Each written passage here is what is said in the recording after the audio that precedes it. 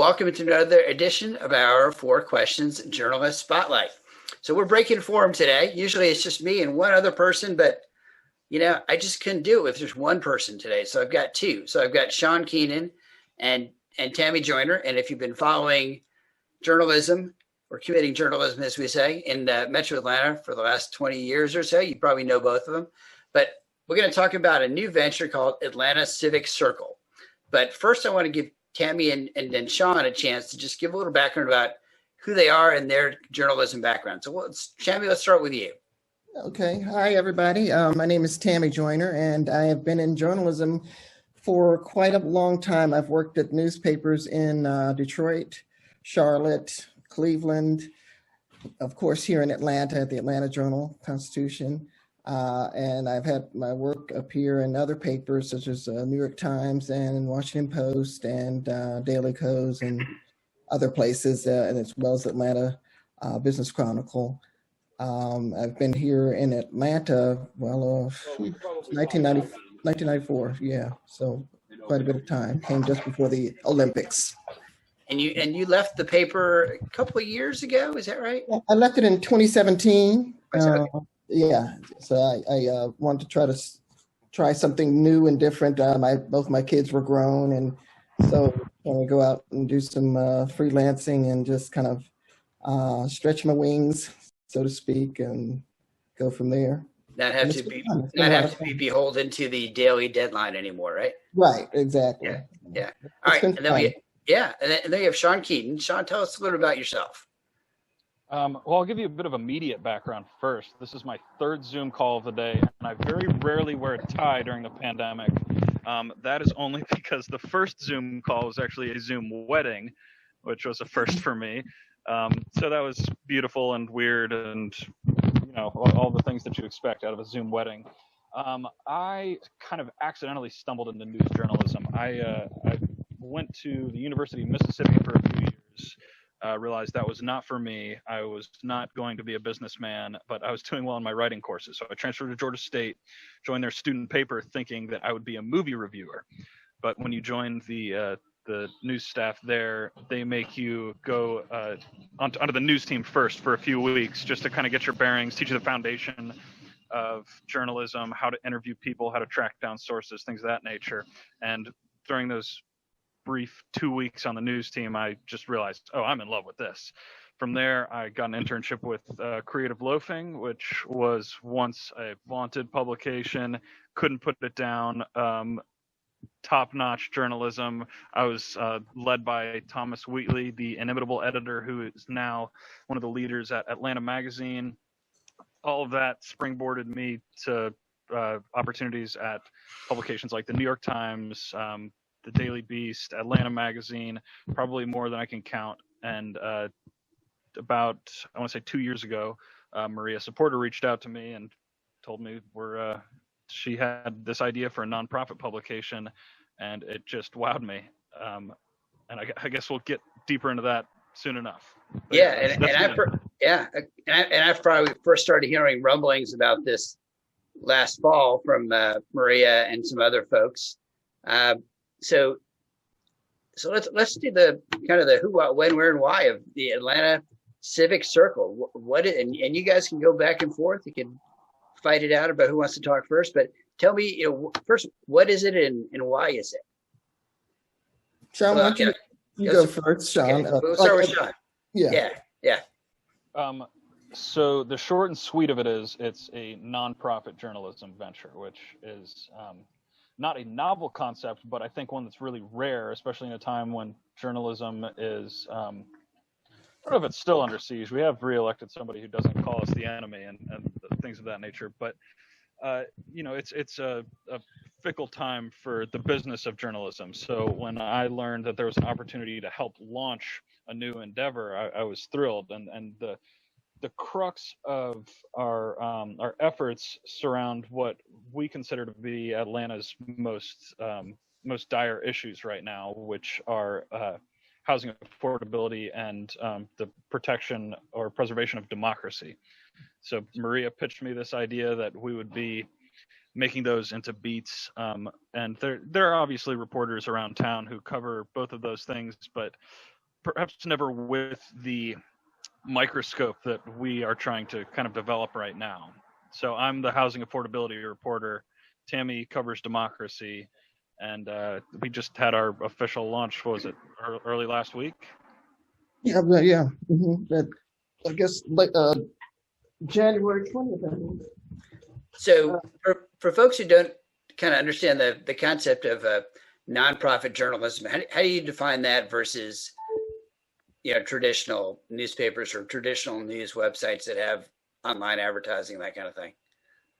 I'm going to probably yield to Tammy on this one because, admittedly, I try not to concern myself too much with the business of it, to the point where some of it is way over my head.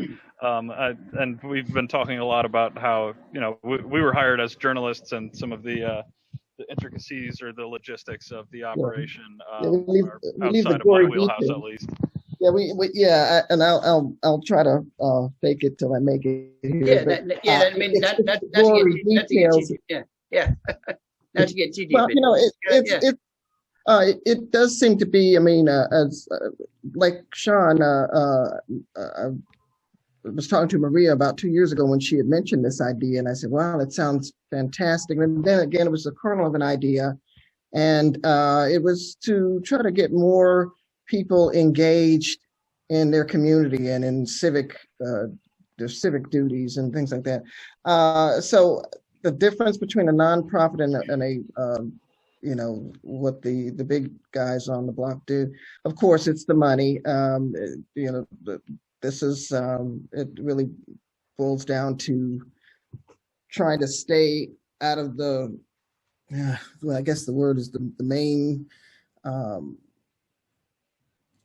I'm not sure, quite frankly, in this regard. I don't know. I think, like Sean said, it's the gory details of the nonprofit world. This is fairly new to me too, so that's one of the reasons why I want to join, and is to do something that allows me to kind of give back to the community, kind of help people figure their way through things in the community and so forth. So that's primarily the crux of it for me. Okay.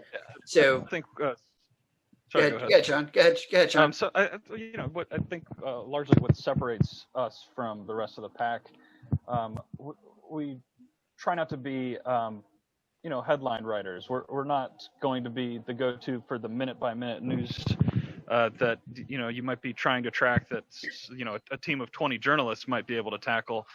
We want to provide the nuance that maybe some other publications might not be able to provide, or just having to work on hour by hour deadlines might not be so equipped to provide. Right now it's a small one of our leaders at the ACC likes to say scrappy team.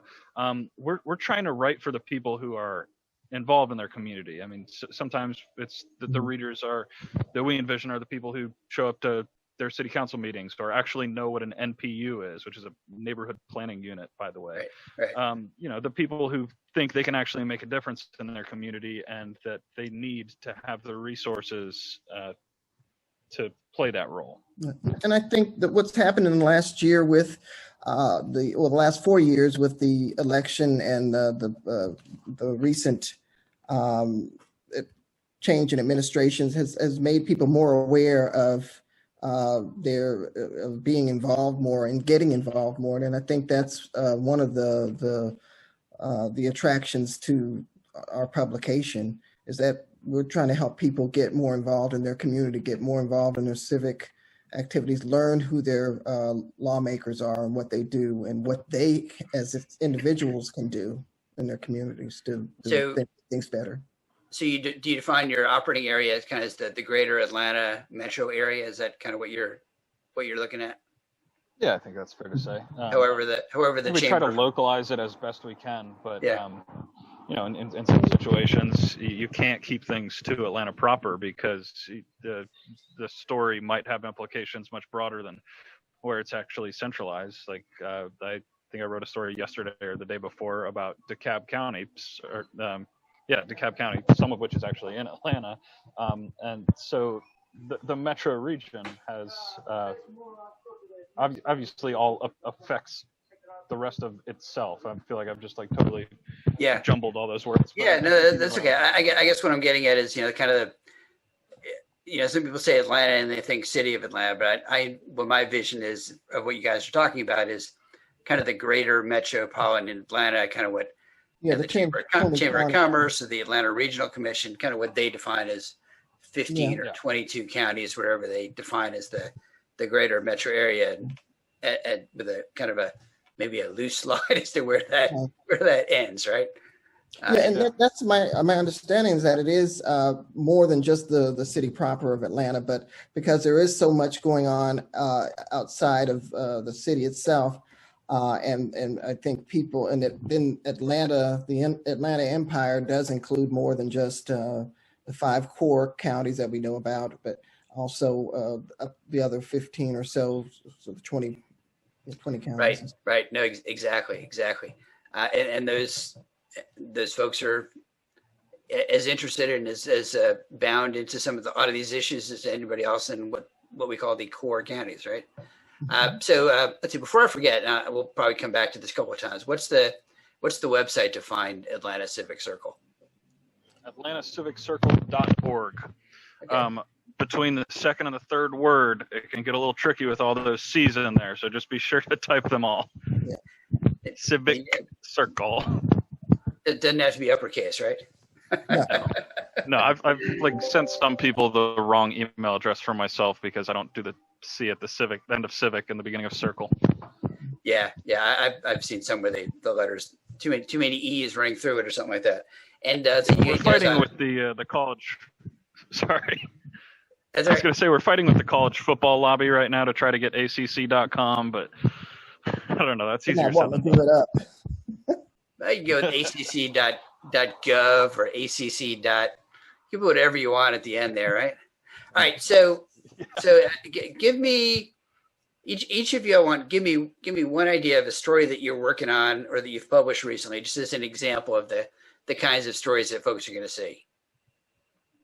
So we're trying to practice what's called solutions journalism. So where it's not just these are the issues, take them as you will, but more so provide the possibilities for solving these issues. So one of the examples that I reported recently largely was centered around a small town in Illinois called Evanston.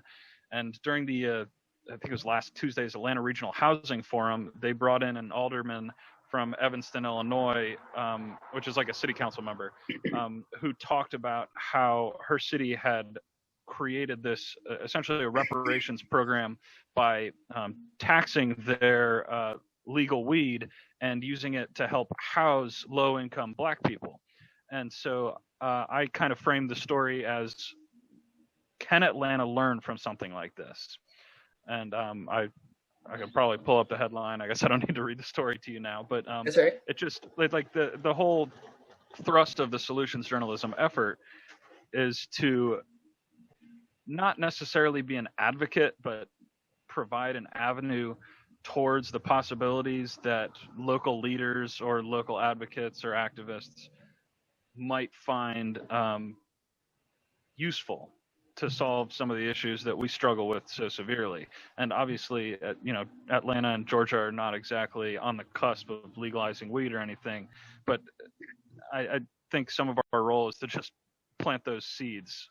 Right. It's quite an accidental pun. That's good. You can plant the seeds for weeds. Okay. All right, Tammy, how about you? In a similar fashion, I'm working on a story right now that, of course, the voting, several pieces of very controversial legislation have been introduced in Georgia that's some would see as being voter suppression.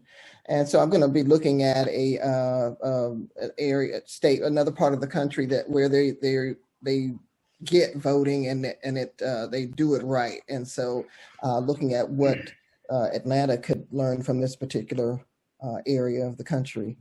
So that's like Sean said, we are the main emphasis for us. And one of the things that brought me into it is not just writing the story and presenting it, but providing some solutions, because everybody can write about, oh, this is what happened, that's what's bad, this is what's bad, this and that's terrible. But what is it? And it's a little bit tougher, a little bit more challenging to offer solutions. And that's what I think makes this a good venture.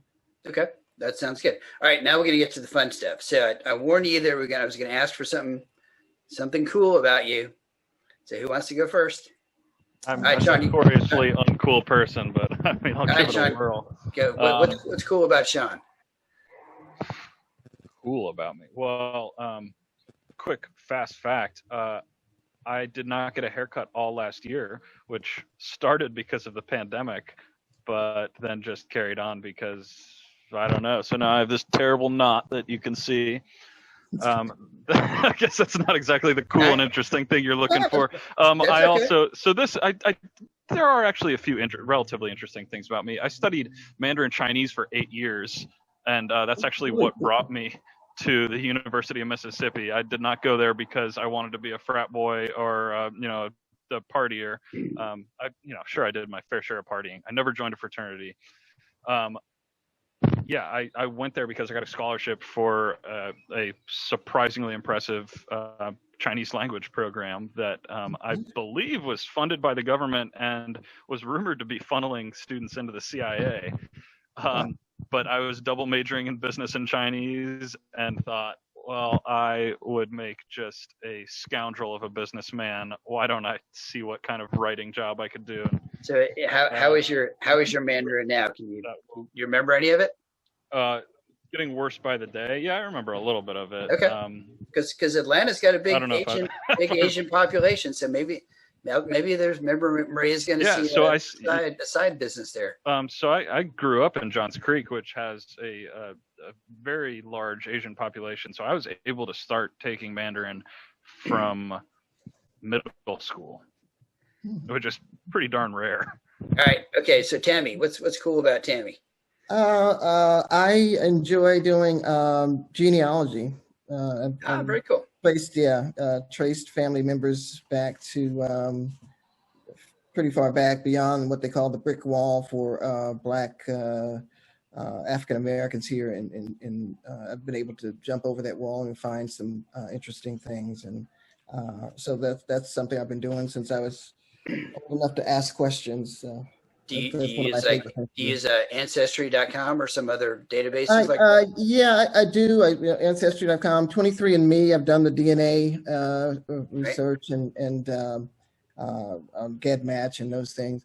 It's been interesting and just shows here in the United States, pretty much if your ancestors been here for over 200, 300, 400 years, we're pretty much all relatives anyway, regardless of ethnicity. So I may have to pick your brain. I've gone back 3 or 4 generations, but I don't think I've gotten into it as deep as you have. All right. So the lightning round. Mm-hmm. So Sean, last book read. Bonfire of the Vanities by Tom Wolfe. All right. Tammy, last book. Cast by Isabel Wilkerson. All right. Hey, Sean. This is the last book I read. All right, Sean, favorite Atlanta restaurant? Elliott Street Pub. Oh, good. Tammy? You got to have the picnic sandwich. It's got potato salad on it. Yeah, I'd like Taste of Thai. It's a little hole in the wall down here, and it's actually in a former fast food restaurant, but it serves some of the best Thai food in all of Atlanta. I would think it's pretty good. And where is that? Inman Park? No, it's here and down here in Clayton County. Oh, I'm sorry. I thought you said Inman. Yeah. So I would put it up against any of the big dogs in Atlanta. All right. Sean, favorite guilty pleasure? Definitely video games. In fact, you're going to think I'm messing with you, but on the rare Saturday where I have nothing going on, don't have to do any writing, don't have any plans with my friends, I will play video games for 12 hours straight if I can afford it. All right. Tammy, favorite guilty pleasure? Netflix binging with my 2 boyfriends, Ben and Jerry. I was hoping you'd stop just after 2 boyfriends. I may edit that part out. No. No, my real boyfriend, he would not like. Maybe I'll just insert like a long pause there. That'd be good. Yeah. Okay, favorite local getaway. Where do you like to go? Ooh, this is a tougher one. I was recently offered a free stay at the new Hard Rock Hotel, so I guess I'll have to report back to you. I'm not sure if these people think I'm going to write a story about it. But Tammy, local getaway? Place to go? Walk, hike, getaway? That's just it. I haven't really been anywhere because of the pandemic. I like to go out walking because after eating Ben and Jerry's, you got to go out walking. You can go back. You can go back further. Is there? Well, before the pandemic. St. Simon's. I love going out. St. Simon's, good. Yeah. Mm-hmm. Yeah, I was just there last week. I loved it. Oh, all right, favorite non-work hobby, Sean. Probably cycling. Cycling? But definitely. I mean, video games. Second is cycling. Although I've been lazier about that during the pandemic as well. All right. Favorite, and I'm going to ask you, what's your favorite video game?